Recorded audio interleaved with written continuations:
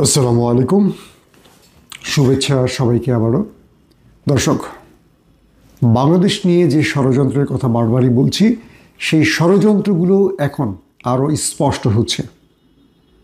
পতিত স্বৈরাচার পালিয়ে যাওয়ার পরও স্বৈরাচারদের দোসররা রাষ্ট্রের গুরুত্বপূর্ণ পদে বসে আছে।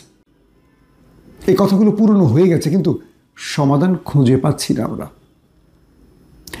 গতকালকে ঢাকার শহীদ মিনারে বিডিআর পরিবারগুলো উপস্থিত হয়েছিলেন এবং তারা তাদের স্বজনদেরকে দ্রুত মুক্তির দাবি করেছেন। প্রবাসী সাংবাদিক ইলিয়াস এই বিষয়টি জোরে সোরে তার চ্যানেলের মাধ্যমে সরকারের কাছে দাবিও তুলছেন এবং আমরা দেখলাম বিডিআরের সেই সব পরিবারগুলো শহীদ মিনারে অনিদ্রায় সারা রাত কাটিয়েছে। অর্থাৎ প্রচণ্ড ঠান্ডা, যখন ঢাকায় ঠান্ডা পড়ছে প্রচণ্ড, তখন খোলা আকাশের নিচে আমাদের এই বিডিআর পরিবারগুলো উপস্থিত ছিল। এখন প্রশ্ন হলো, এই বিডিআর পরিবারকে নিয়ে আর কত খেলা চলবে? ঠিক তারই মধ্যে নতুন করে আরেকটি ঘটনা ঘটে গেল, যখন আজকে বিডিআরের শুনানি হবার কথা 9 জানুয়ারি, এবং আজকে বিডিআরকে বিশেষ এই যে শুনানি, সরকারকে বিশেষ আলটিমেটাম দিয়েছে বিডিআর পরিবার। আর তখনই ঢাকাতে নতুন করে আরেকটা ষড়যন্ত্র প্রকাশ পেল। কি সেটি? ঢাকার আলিয়া মাদ্রাসা, বকশীবাজারে যে আলিয়া মাদ্রাসাটা রয়েছে, যেখানে এই বিশেষ আদালতটা প্রতিষ্ঠিত হয়েছে, যেখানে খালেদা জিয়া অরফানেজ ট্রাস্ট মামলা হয়েছে, যেখানে বিডিআরের শুনানি হয়েছে, রায় হয়েছে, সেই আদালতে হঠাৎ করে আগুন ধরে গেছে। সেই আদালতটি পুড়ে শেষ হয়ে গেছে। কয়েকটা বিষয় ভালো করে খেয়াল করেন যে 9 তারিখ বিডিআরের নতুন করে যে শুনানি হবার কথা, ঠিক সেই শুনানির আগের রাতে, অর্থাৎ 9 তারিখ রাতেই আলিয়া মাদ্রাসার ভেতরে সেই বিশেষ আদালত আগুন ধরল কি করে? আমি আলিয়া মাদ্রাসার বেশ কজন ছাত্রের সাথে কথা বলেছি। তারা বললেন তাদের একটা অনুষ্ঠান হওয়ার কথা ছিল, তো সেখানে তারা সকল ছাত্ররা মোটামুটি উপস্থিত ছিলেন। একটি সাদা হাইস মাইক্রোতে করে কিছু বিশেষ ব্যক্তিরা এসেছেন এবং তারা এই কাণ্ডটি ঘটিয়েছেন। পুলিশ সেখানে উপস্থিত ছিলেন, ফায়ার ব্রিগেডও সেখানে উপস্থিত ছিলেন এবং তারা আগুন নিভিয়েছেন কখন? যখন পুড়ে সব শেষ হয়ে গেছে। অর্থাৎ ফায়ার ব্রিগেডের সদস্যরা এলেন, পুলিশের সাথে আলিয়া মাদ্রাসা প্রাঙ্গণের একটি কোনায় দাঁড়িয়ে কথা বললেন। তখন সেই আদালত পুড়ছিল, বিশেষ আদালতটি পুড়ছিল। আগুন যখন নিভে গেল, তখন তারা আমাদের যে দমকল বাহিনী বা ফায়ার ব্রিগেড, তারা আগুন নেভাতে এলেন। কয়েকটা প্রশ্ন তৈরি হলো এক্ষেত্রে। কীরকম? যে এতদিন ধরে এ কারাগারে কোনো ঘটনা ঘটল না। ঠিক যেদিন রায়, সেই রায়ের আগের রাতে বিশেষ হাইসে করে, একটা মাইক্রোতে করে কারা এলেন, কারা আগুন দিলেন।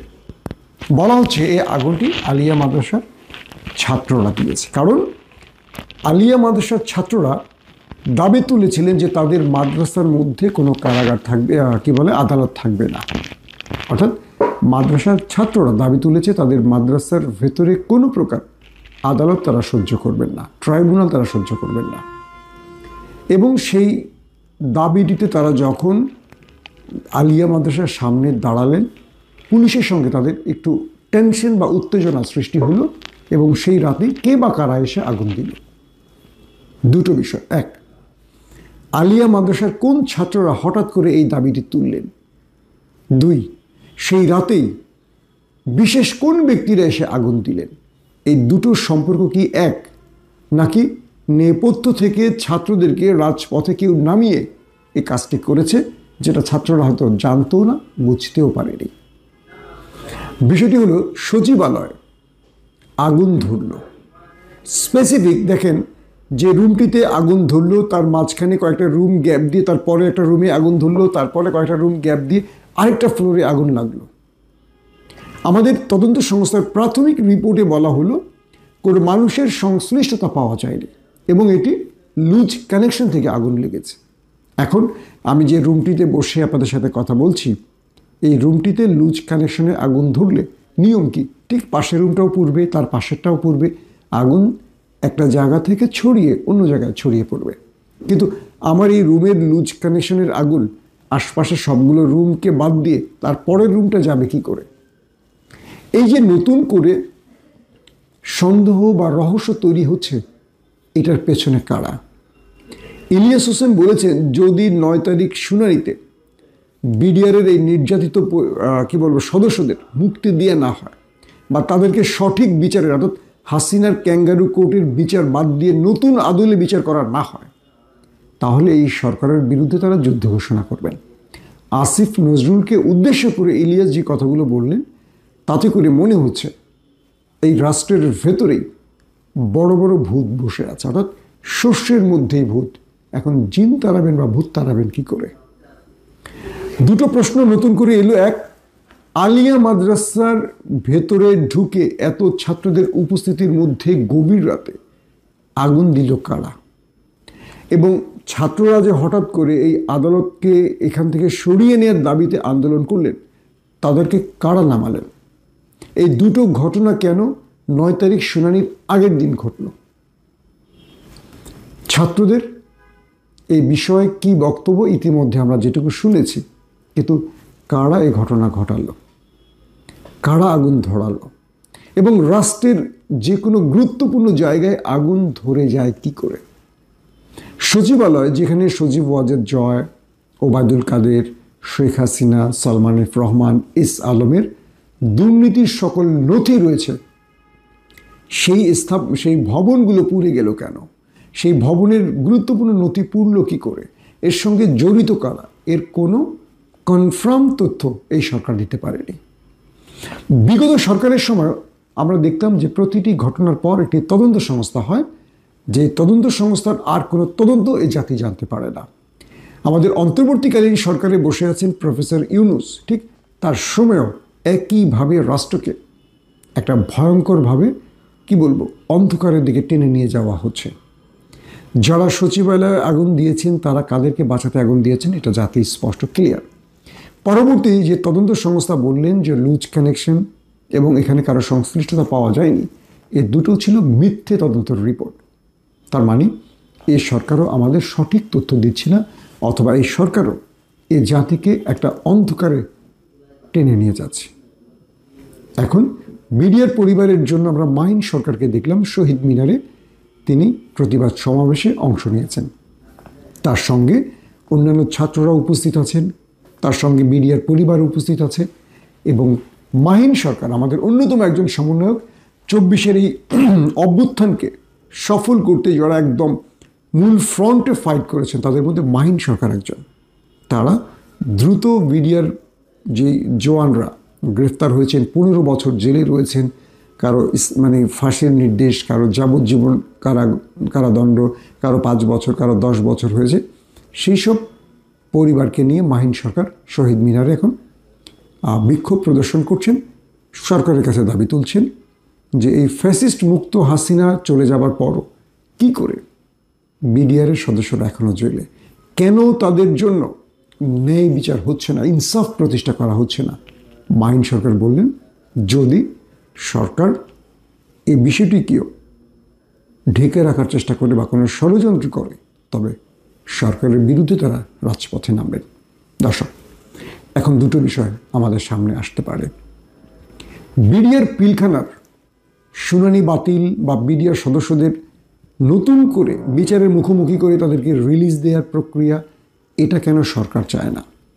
সরকারের উপর কি ভারত বা আওয়ামী লীগের বড় প্রেশার রয়েছে? অথবা আমাদের প্রতিবেশী যে দেশটা পিলখানা হত্যাকাণ্ডে জড়িয়ে পড়েছেন বলে আন্তর্জাতিক বা দেশীয় বিভিন্ন সংস্থার দাবি, এটা সত্য প্রমাণ হয়ে যাচ্ছে যে এই বিচার প্রক্রিয়াটা নতুন করে শুরু করলে ভারত ফেঁসে যাবে বা হাসিনা আরও বড় রকম ফেঁসে যাবে।